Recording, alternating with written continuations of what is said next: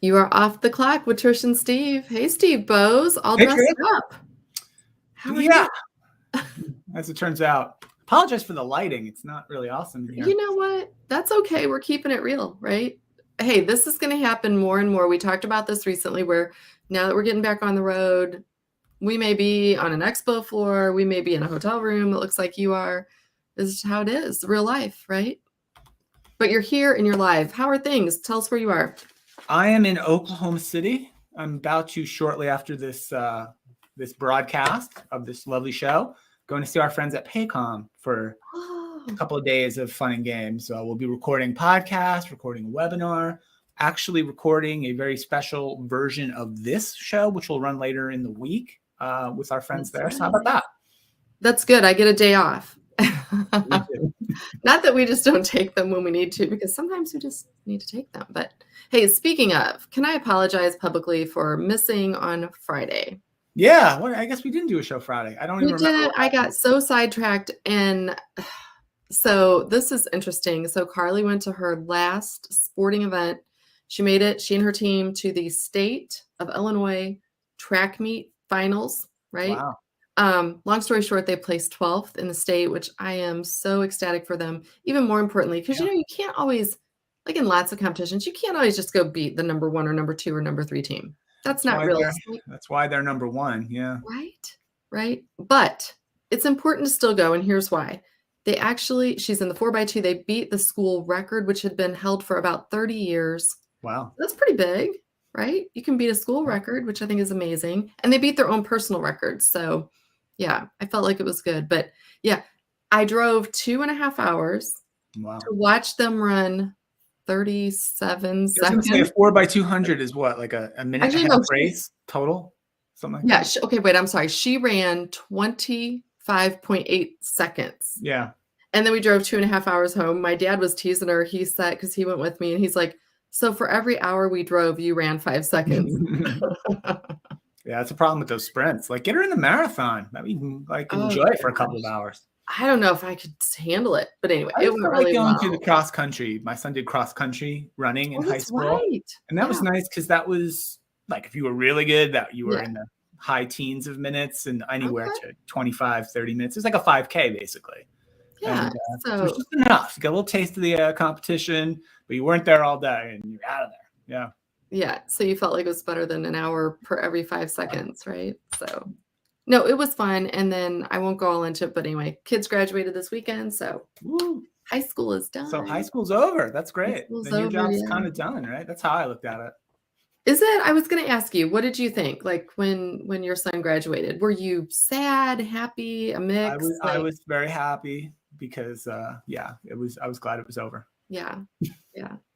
I know. I thought I'd be really sad, and I'm actually not. It Good. was like many things in life. I think when the time comes for different things, you're ready for it. You're mentally Mhm. ready for it, right? Yeah. So, hey, listen though. I mean, obviously we didn't do one Friday. What else is going on? I'm sure you've had a lot of stuff going on that I Yeah, a haven't couple things I saved. even I seen you. actually took my notes with me in my Okay. backpack. Here's one I was going to talk about on Friday, but we didn't do the show. This is the pay equity thing I talked about earlier last week. Oh, And I'm sure you've seen this by now, and lots of folks have seen it. But last week, the U.S. Soccer, which is the governing body that's responsible for kind of running soccer in this country, including kind of responsibility for the national teams, men's and women's national teams. right. And you may have heard that the women's national team had been in legal proceedings against U.S. Soccer for quite a long time over pay issues, Years, and right? specifically pay, more pay equity because they felt like they weren't being compensated fairly, especially compared to the U.S. men's national team. Now, we know if you're a soccer fan, you know that historically the U.S. women's national team has been much more successful on a global level than the Mhm. men's national team, right? The women's national Right. team has won the Olympics multiple times, won several World Cups. And the men, they didn't even qualify for the last World Cup. They did qualify for this one, but Yeah. anyway, they're just not nearly as successful as the men. But for reasons that are myriad and complicated, the women were just not being compensated at the level where they felt like was fair. So long story short, Trish, here's the news item. U.S. Soccer has announced a new collective bargaining agreement between the men's team and the women's team, which basically guarantees equal pay for both teams across the teams. And why it's really significant is that the men's team and the women's team kind of banded together and said, we're all soccer players. We're not kind of men's soccer players and women's soccer players, because the truth of it is, even like to win the Women's World Cup, the governing body who runs the World Cup gives that winning women's team, I don't know, say $10 million of a prize if you win, something along those lines. Oh, wow. Okay. The Men's World Cup is a much more lucrative endeavor. So the winning team in the Men's World Cup, you might be talking on the next World Cup, 60, 70 million, something like that. And in fact, you could come in like dead last in the Men's World Cup and still get higher prize money than winning I had no idea. the Women's World Cup. So part of this deal, why it's interesting and really precedent setting, is the men and women in U.S. soccer agreed to put all that money into one pool, right? Even so, the women can win the World Cup, obviously be more successful. The men can lose, be the worst team in the World Cup, and still get more money, and that's inherently unfair. And anyway, so they've achieved this deal, and it's really a landmark deal, and we'll see if other countries follow suit, because the women's soccer and women's sports in general certainly have been historically underfunded and undercompensated compared to men, and there are reasons why, right? We can get into discussions about, well, men's sports tend to be more popular than women's sports, et cetera, et cetera. But it's a really big story in the world of pay equity and in sports as well. So that was my story. Well, that's so okay. I'm glad you kind of touched on it at the end. So like, I won't say where do you stand, but like, do you think there are reasons why it can make sense to pay the men more?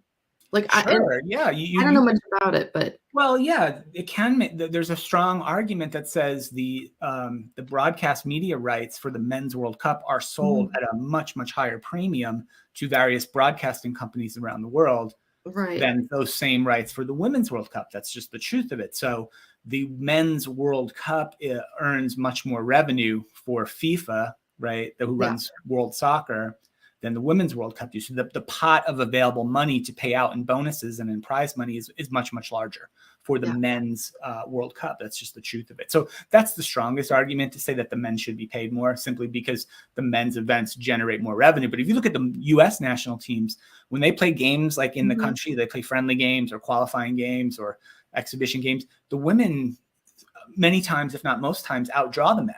They sell more tickets, they generate more revenue, they're much more popular, their TV ratings are very strong here in the US. So and they're much more successful, right? They're just better comparatively than the men. The men have not had a history of success at the world level, certainly, and while the women have. So yeah, a good story though. It's interesting debate, and I was glad to see it. I'm personally glad to see it, just because the women are so much better than the men in their competitions.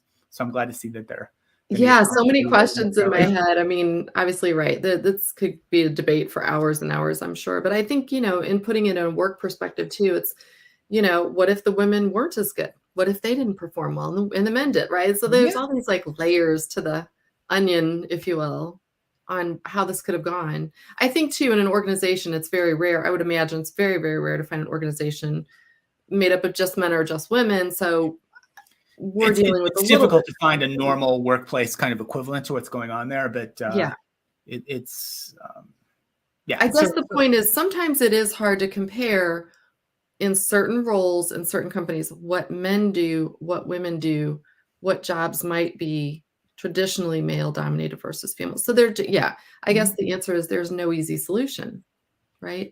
Pay equity is really complex. So, well, good stuff. I mean, I'm interested in seeing kind of what happens next, right? It's been a couple of years coming to get to this point. Will this make a difference? Will the women feel like they are truly being treated equitably? Because see, I think to me, as a woman, being equitable doesn't just mean pay. That's one component. Agreed. Sure. Right. So there's all these other layers of what else could be included. So yeah, good stuff. Hey, it's important too in what we do in human resources and HR tech. And obviously people are continuously trying for years to figure out how to make people feel like they belong and they're included and they're paid equitably and they're given benefits similarly and all the things. So yeah, no solution yet. I guess whoever figures it all out will get really, really rich, right? Maybe so. Yeah. So what else? Anything else big going on before Not big, but I thought this was interesting. I read this today. This will be quick. Did you know, Trish, like I've always thought I wanted a burner phone, like just to have an extra phone, a burner phone, a weird number. Have it. That'd be cool. Do you know you could fake having a burner phone without I did actually going to not. get a new actual phone? You can get an app on your existing smartphone. The app's called Hushed. You Hush. can get this app called Hushed, and it replicates this idea of having a burner phone number. So you can route calls and texts through this app, this Hushed app. You can make up your own number, pick your own area code, and people won't, like, if you wanted to have like a secret number, like for burner activities. How about that? I feel like we shouldn't be sharing this information. I read about it like on a big website, so it's out there that this is a thing. There's nothing legal about it, right? I don't think. I wonder, like, so, okay, help me think this through. Are there any positive, good reasons to I have a burner suppose maybe phone? like a lot of the retailers, the shopping places now are asking for Mhm. phone numbers, and when you sign up, and they want to send you texts, Oh, like promotional texts, and you get extra money off I your like that. orders if you opt into texting. So maybe do Yes. that. Like use it to Okay. opt into I don't know J. Crew's texting program and get 15% off your order. And these texts just go to that weird app Oh, that you don't really have to look at. How about that? That's a reason. I love that. Okay, good answer. You're putting that tie on. You're smart on your feet today. Look at you.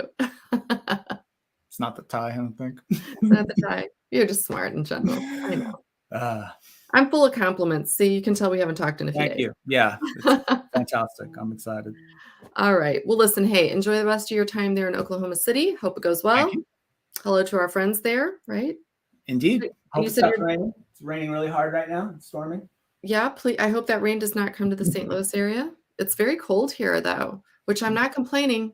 My air conditioner is still not fixed. We've got a Ah. couple more days, so temperatures low. Keep them low. Anyway, hey, have a good rest of your day. Everyone, thank you for listening and watching and taking a break. We hope you're having a good day too, a good Monday. Let us know how you're doing. If you've heard any cool stories you want us to cover on Wednesday, let us know. We will catch you back here in a couple days. Bye.